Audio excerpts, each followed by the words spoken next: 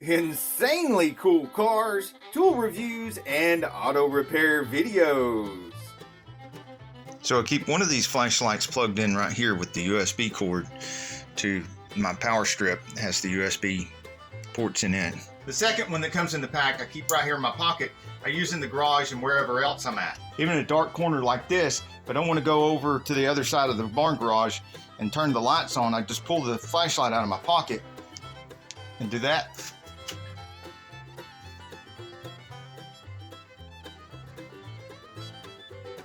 Now it has a pretty cool magnet on the end here that's really strong.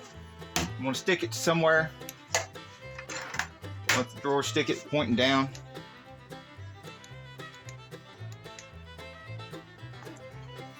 And it's got this side light.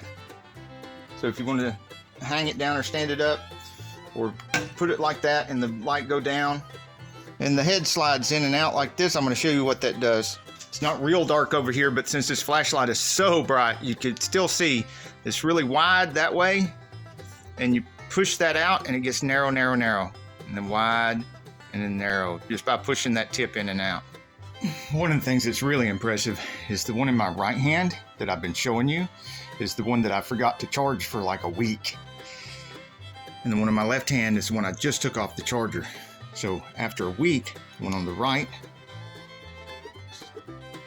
and if I dial that down to a spot, one on the left that just came off the charger, dial that down to a spot. Now you can see that the one on the right is just a little bit weaker than the one on the left that just came off the charger, but that's after a whole week of me using it. Oh, and I almost forgot, they still look this good and work this good, and I've had them for a year. I didn't have to buy any batteries because they have their own batteries and just plug into the USB. Still working after a year. Some of the finishing stuff is wearing off here where it goes in and out of my pocket all the time.